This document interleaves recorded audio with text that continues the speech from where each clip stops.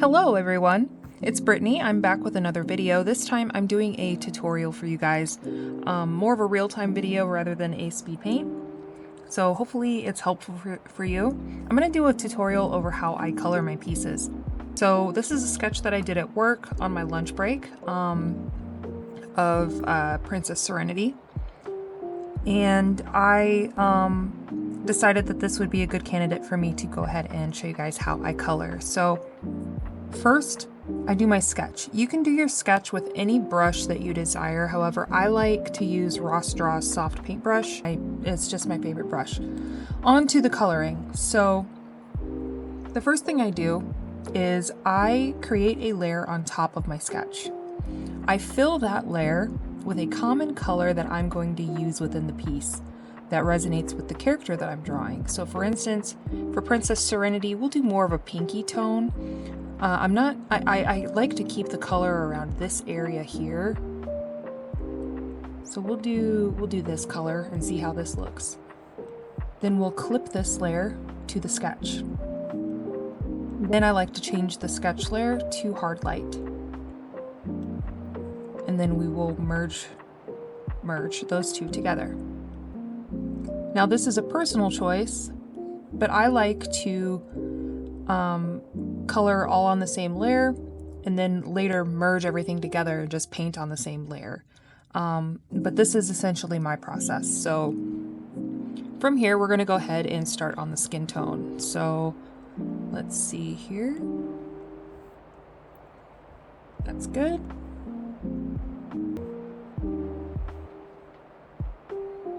From here, on the same layer, I like to go in and start my shading process. I just like to add minor shading to the piece just to kind of help me lay out where I want the shading to go on the character as I start painting her.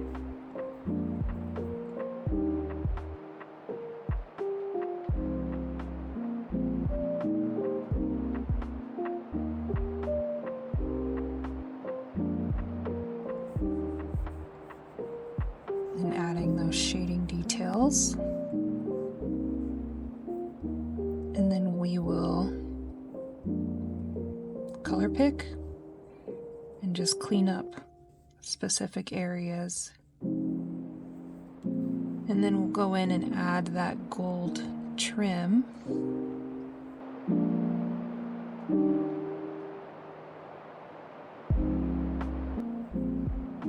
Like so.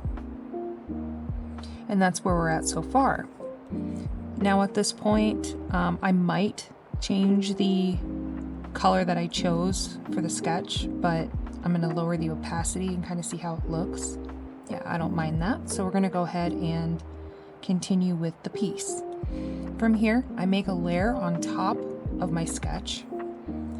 And then I just like to choose a common dark color from the piece and then darken that with saturation.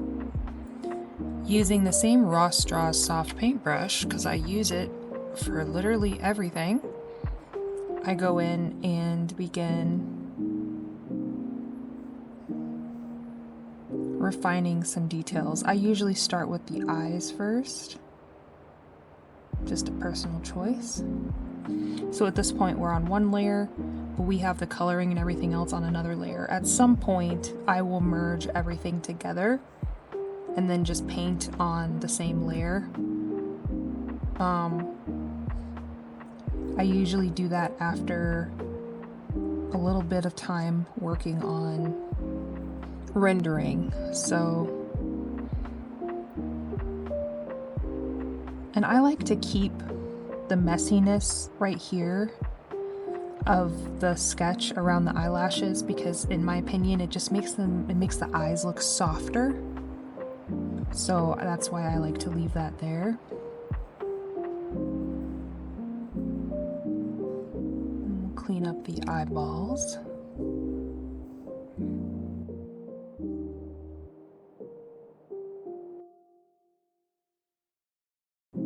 And then I like to make the eyelashes kind of feather over the eyeballs to help provide that shadow.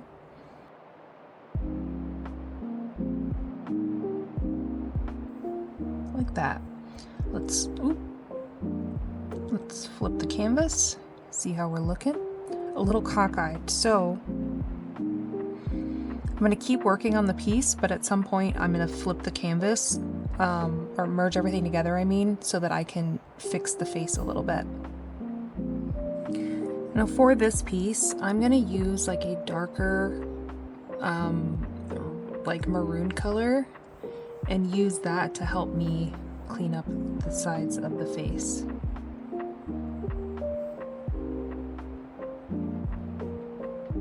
And the other skin areas.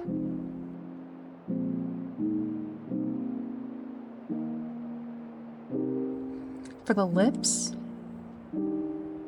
I like to go in, let's see, I'm gonna color it like this, with lighter pressure on the bottom. And then I use the skin tone around it, using the color picking method to clean up the lips. Like that. And then I use that same color that we used around the side of the skin tone to go in and refine the lip. I use that same tone from the side of the face to refine the nostrils. I'm using the blush tone to help clean up the nose. I'm a little rusty on noses, so bear with me here.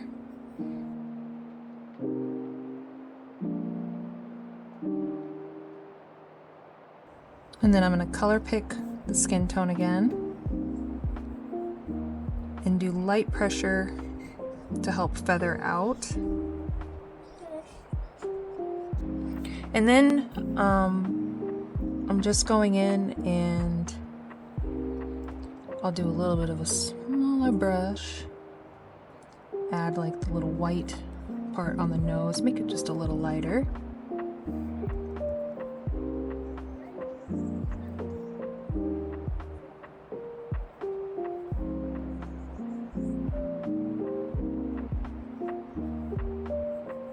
And then I just kind of clean up the image. Now I am at a point where I'm just going to go ahead and merge everything together, so, but you can kind of see what we've done already. And then we just merge it. And this is where I guess like the cleaning area kind of starts. So I go in with my eraser. You can go in with the lasso too, but my hands are not very steady, so I just go in and erase. And I'm gonna re-add those hair strands, so I'm just gonna erase them for now. And then I'm just going in now and essentially color picking the color that I want to select to kind of fix the piece. And then I begin painting.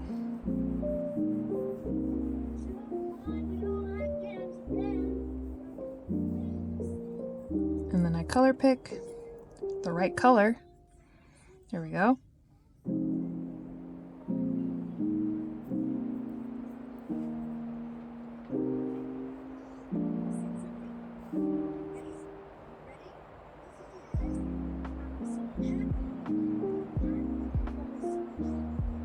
And then kind of clean it up like that. So you can kind of see the difference between each side. And then I didn't shade the hair. I kind of forgot to. So now what I'll do is I'll go in with like my shading tone.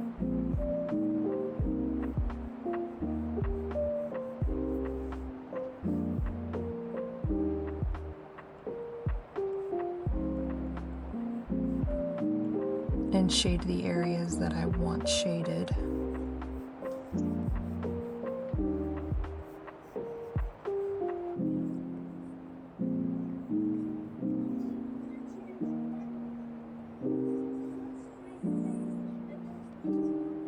And then I just clean up areas as I go.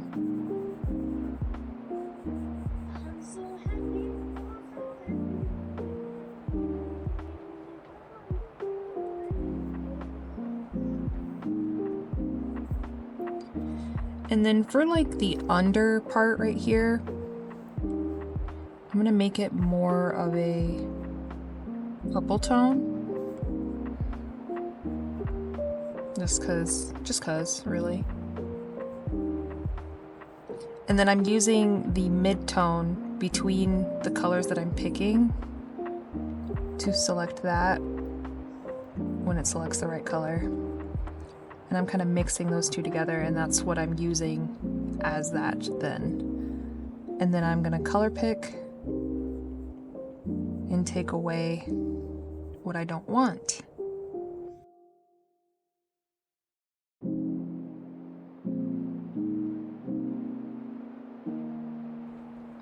I'm gonna redraw her eyebrows, so I'm just gonna erase them for now.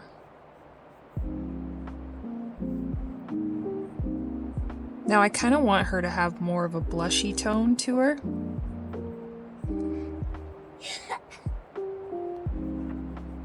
And I didn't really think of that until after the fact. So what do you do when that happens? Well, you just kind of accept your fate, I suppose. And you just do it over what you've already done. I find that circular motions are going to be softer with this brush. So that's what I do. There we go.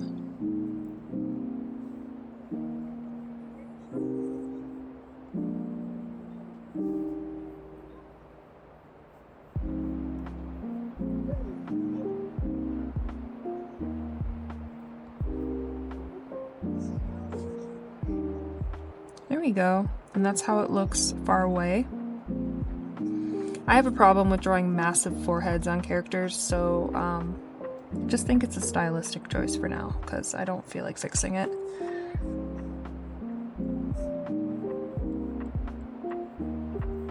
Draw the eyelid. And then, so it's easier on my left-handedness, I'm going to flip the canvas, more refined lashes. Just realized I'm on the wrong layer. I'm on the wrong layer.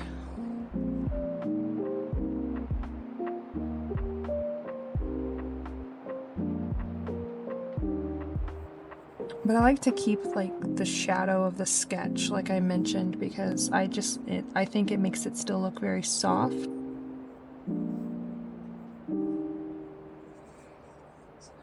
Like that, you know? But it's nice to point the lashes where that brush cannot point.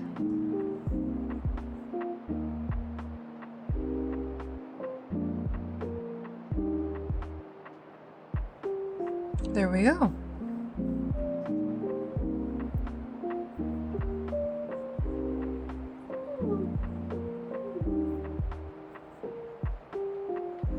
My hands are very lazy.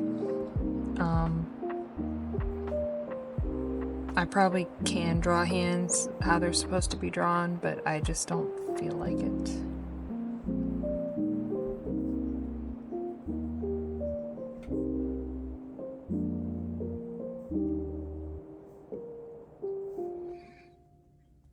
I'm gonna actually, so this is a great example of like when my sketch has like completely not been okay with what I'm actually trying to draw. So I'm just gonna cover it.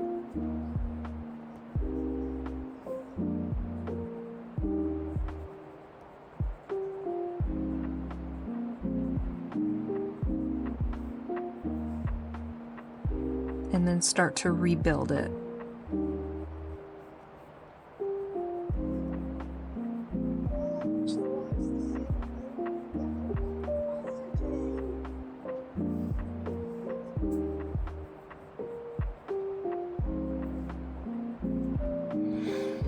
And then for these,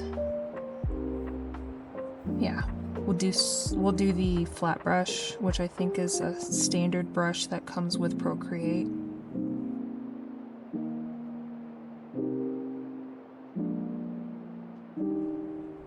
There we go. And again, we're still on that same layer.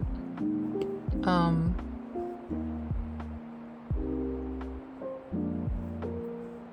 going in with the flat brush and just trying to refine some details.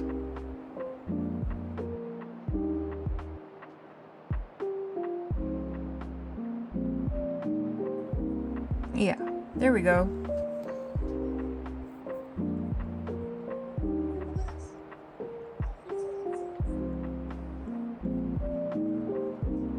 So yeah, I'm just using color picking to essentially fix the piece as I'm going. And then I'm using the eraser to clean up the outside of the piece as I go.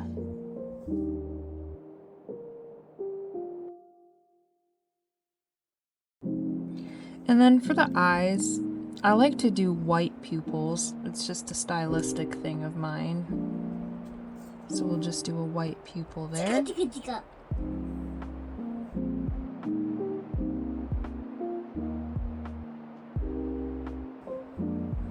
And yeah, that's basically my whole process and how I do digital painting.